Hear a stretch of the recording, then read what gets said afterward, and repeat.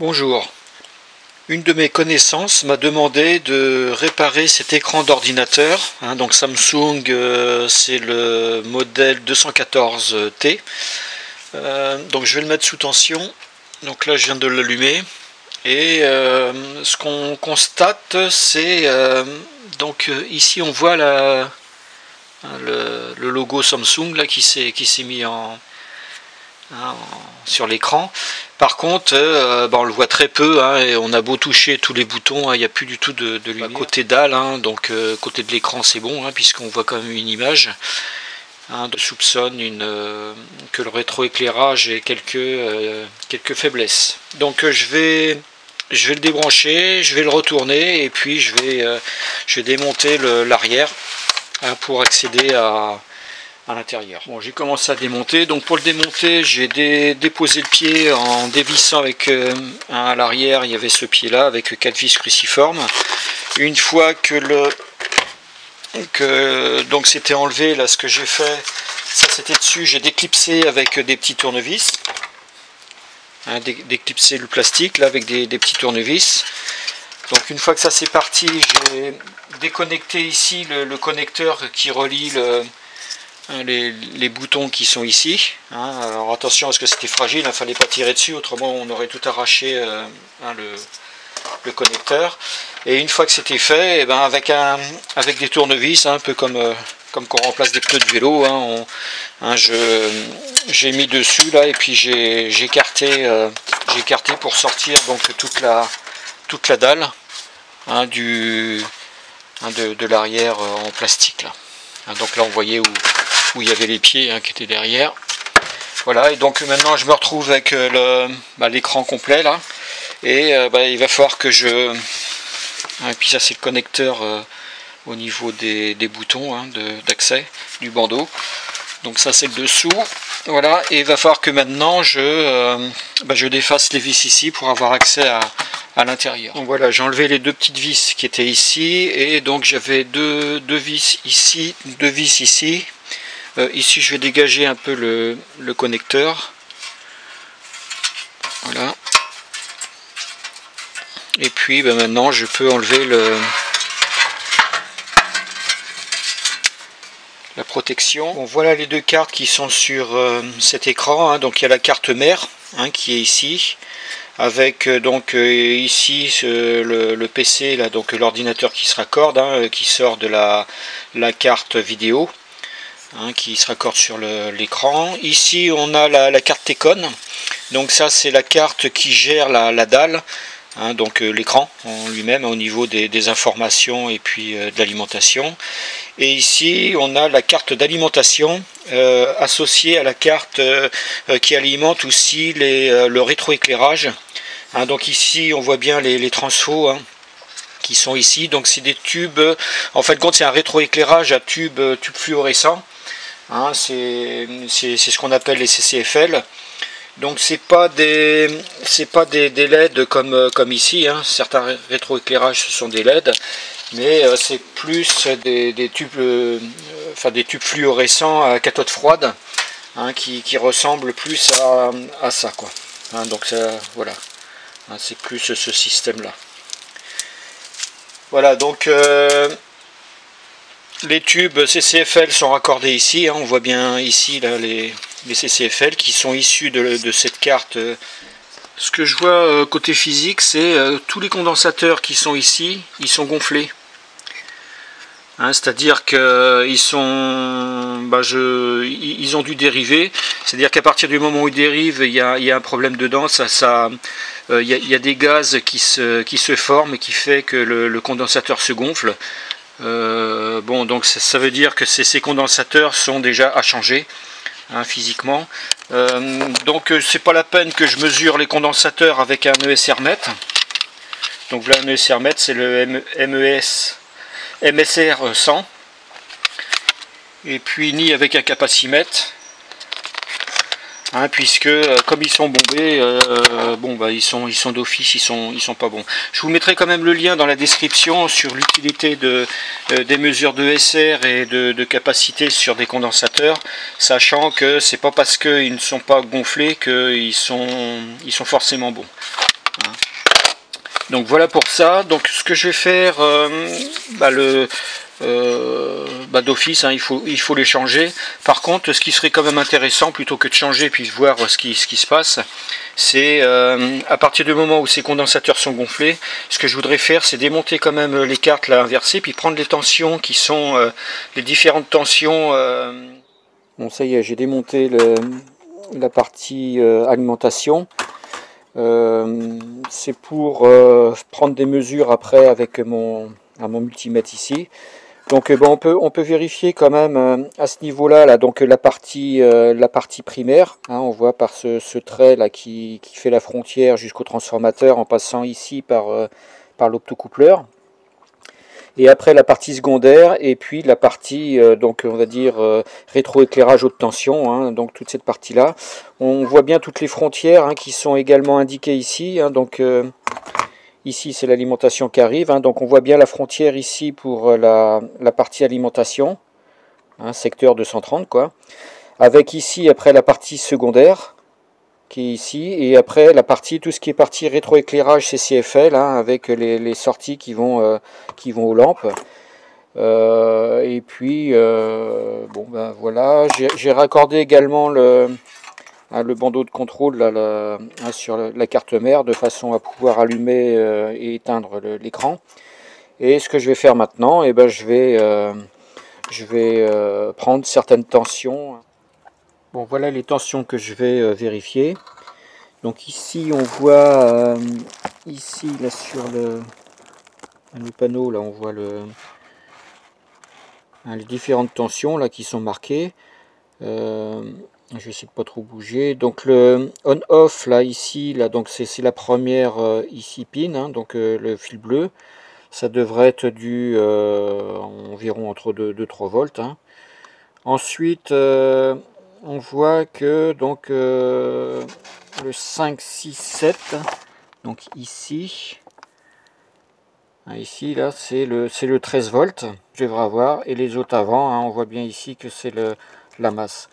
Donc je vais contrôler qu'il y a bien 13 volts sur ces trois pins là, que j'ai bien aussi le power dim qui arrive bien, hein, mais bon ça je suis pas étonné hein, que tout soit correct hein, à ce niveau là, puisque la dalle s'allume. Voilà, donc je vais mesurer les tensions, hein, donc c'est sous tension, on voit bien ici hein, que j'ai mis l'écran sous tension. Et donc je vais commencer à mesurer les tensions donc entre la masse et puis le on-off. Là je devrais trouver entre 2 et 3 volts. Hein. Donc là j'ai 2 volts 5, donc ça c'est conforme. Ensuite je reste sur la masse et je contrôle donc les tensions des 13 volts qui devraient être donc ici. Je suis à l'envers là, donc bah oui, j'ai mis le positif sur la masse.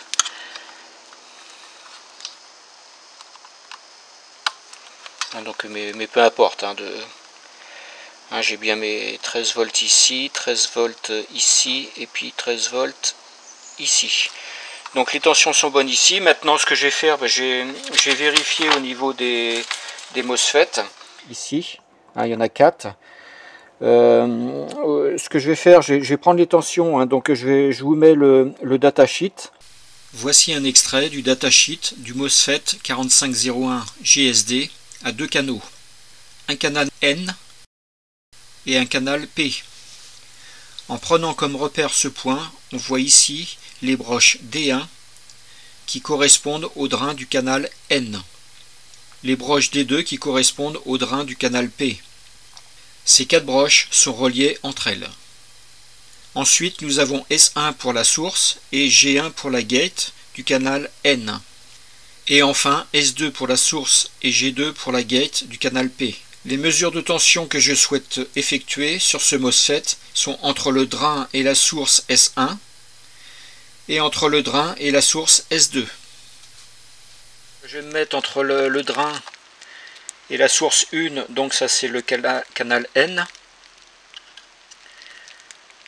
Je ne sais pas si on voit. Et je vois que j'ai 0,6 volts. C'est pas évident. Voilà. j'ai 0,6-0,7 volts. Et je vais me mettre donc sur le 2, donc la source 2 qui est le canal P. Et là je vois que j'ai 12 volts 2. Donc ça c'est pas normal parce que normalement les tensions devraient être identiques entre le drain et S1 et puis le drain S2. Donc à ce niveau-là j'ai déjà pas les bonnes tensions. C'est sûrement dû au condensateur qui ne délivre pas assez de puissance. Donc ce que je vais faire, je vais mettre hors tension, décharger le condensateur, retourner la plaque et je vais par curiosité à mesurer les tensions qui sont en sortie, donc côté THT de côté lampe CCFL. Bon, j'ai mis mon voltmètre ici en position alternative. Je vais utiliser ma sonde haute tension parce qu'il y a quand même de la haute tension à ce niveau-là. Donc c'est une sonde haute tension que j'avais fabriquée. Je vous mettrai le lien dans la description. Et cette sonde me sert à prendre donc les hautes tensions issues de montage divers ou micro-ondes ou autre. Mesurer donc les tensions sur les transformateurs. Alors les transformateurs, on les voit là par des rectangles ici, là j'en ai 3 ici, puis 3 en dessous là. Donc je vais prendre la valeur, sachant que la valeur qui va être inscrite, faut multiplier après la valeur. Donc je me mets là, hop, on voit que j'ai 0. Donc j'ai 0 volt au niveau des sorties. Donc c'est ce qui c'est pour ça que les tubes CCFL ne s'allument pas. En gros, si je multiplie, ouais, j'ai rien du tout. Donc ce que je vais faire maintenant, je vais remplacer les condensateurs et puis voir ce que ça donne côté rétroéclairage. Et puis si ça marche, j'en profiterai pour prendre les tensions que je viens de prendre pour comparer entre avant et après remplacement des condensateurs. Ça y est, j'ai remplacé tous les condensateurs, hormis celui-là là, qui fait 330 microfarads 25 volts, qui est bombé. Donc j'ai remis exactement la même chose. Par contre, pour les 4 autres condensateurs qui font 820 25 volts, j'ai pas trouvé de 820 microfarads, donc j'ai mis des 1000 microfarads à la place 25 volts. Voilà, bon, le principal c'est de respecter au moins la tension qui était mise avant, donc j'aurais pu mettre aussi du 35 volts ou autre, mais bon, j'avais pas cette valeur de 820 microfarads. Maintenant que j'ai remplacé les condensateurs, je vais la remettre sous tension. Donc, on va voir ce qui va se passer. Donc là je l'ai mis sous tension. Là on voit que le rétroéclairage s'est allumé. Alors je sais pas si vous l'avez bien vu. Ici c'est allumé, je vais le redébrancher. Voilà. Donc ici on voit bien que le rétroéclairage, là que c'est pas évident.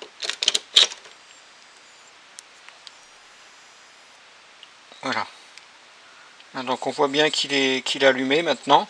Et ce que je vais faire, je vais prendre les tensions au niveau des MOSFET. Donc comme j'avais fait, c'est-à-dire entre le drain et puis la source. Donc je me suis mis en position continue, mon multimètre. Donc je vais me mettre entre le drain et puis la source 1, là. Donc ça c'est le canal N. J'avais trouvé, je sais plus, je crois que c'est dans les 0,6 volts. Presque 0 volts. Et là on a 6 volts 57. On a 6 volts 6. Et je vais mettre donc sur le S2. On avait dans les 12 volts. Et là on a 6,45. Donc en fin de compte, contrairement à avant où on avait 0 et à peu près 12, et maintenant les tensions sont bien comment dire, égales entre le drain S1 et le drain S2. Voilà. Alors je vais faire donc le contrôle aussi là, de sortie de côté THT là, de transformateur pour voir la tension. Je sais qu'on avait trouvé 0 lors de la précédente mesure avant le remplacement des condensateurs. Juste par curiosité, je vais quand même mesurer les condensateurs là, de 820 microfarads qui ont été déposés pour voir leur valeur. Donc celui-là si je prends la mesure, eh ben, il fait que 290 micros, hein, donc c'est fait par rapport au 820. Oui, 300, hein, 320. Celui-là il fait 290, hein. Ils sont extrêmement faibles et donc c'est pour ça que bon, ils sont bombés, hein, la valeur a fortement chuté. 338 pour celui-là. Et le dernier, là, donc ça c'était un 330 microfarad. Et 3 fois moins, hein, 125 microfarad. Donc bon bah voilà, hein, donc ça confirme quand même que les condensateurs étaient quand même fortement impactés au niveau de leur capacité. Je vais donc, comme j'avais fait précédemment, là je vais prendre les tensions au niveau des comment dire, des transfos CCFL, hein, mais au niveau de la THT, hein, donc à ce niveau-là, pour vérifier la tension. Alors pour la tension qui doit être relevée, on le voit ici. Donc on voit ici que c'est marqué en sortie. Sur les broches CN3 et CN6, on devrait trouver du 750 volts alternatif. Donc les broches CN3, CN6, hein, donc c'est marqué donc ici, hein, pour CN3. Donc ici c'est la partie froide, enfin donc pas haute tension, mais ici normalement on devrait trouver aussi les 750 volts. Et puis CN6 c'est ici, et on devrait trouver donc sur ces broches aussi les 750 volts. Donc je vais faire ces mesures avec mon multimètre, et puis je vais brancher ma sonde haute tension aussi, hein, que j'avais, ma sonde haute tension, sachant que je ne sais plus si je l'avais dit, mais la lecture qui sera affichée sur le multimètre, hein, ici là, la lecture qui sera affichée, ça sera multiplié par 10. Hein, donc c'est ce qu'on voit ici là. Voilà, bon bah je vais faire la mesure. Bon voilà, j'ai remis la télé sous tension. On voit ici le voyant qui est allumé. Et je vais prendre les tensions donc au niveau du premier transfo. Donc ici on voit qu'on a à peu près donc 890 volts. Je vais le prendre aussi sur le bornier CN6 là, donc sur la partie chaude, donc haute. Donc voilà. Là je suis à peu près à 910 volts. Et ici, donc je touche mal. Hop, voilà. Donc je suis à 880, ouais, 900 volts. Et puis un autre transfo également, je vais prendre, mettons ici. Donc je suis à 890 volts. Et puis ici, hein, éventuellement sur le bornier CN3, hein, je suis à 860 volts. Hein, donc voilà, on est proche quand même des 750 volts qui sont affichés sur la plaque. Voilà, hein. Bon, bah, ce que je vais faire maintenant, eh ben, je vais remonter l'ensemble et je vais vous faire voir après côté dalle ce que ça donne une fois le remplacement des condensateurs effectué. Voilà, j'ai tout remonté l'écran, j'ai rebranché et je vais le mettre sous tension pour voir ce que ça donne. Donc là le voyant s'allume. Et voilà, donc l'écran est de nouveau opérationnel, hein, il a été réparé, et il suffisait de remplacer ces 5 condensateurs, hein, qui étaient défectueux. Bon, cette vidéo est un peu plus longue que prévu, hein, parce que j'aurais pu très bien, par rapport au constat visuel des 5 condensateurs, m'arrêter là, hein, en changeant les condensateurs et c'est tout. Mais c'est toujours intéressant quand même de prendre quand même quelques mesures avant et après intervention, hein, pour ça permet d'acquérir de l'expérience. Hein, voilà. Bon, bah la personne va être contente, hein. Je vais lui rendre le poste, hein, enfin l'écran. Bon, c'est pas un écran on va dire qui coûte cher, hein, surtout que c'est un 4 tiers, hein, c'est pas un 16 neuvième. Mais bon, la personne s'en servait pour lors d'exposition, hein, pour afficher ses vidéos. Donc je vais lui rendre, et puis bon bah voilà, écoutez, je vous souhaite à toutes et à tous une bonne journée. Au revoir.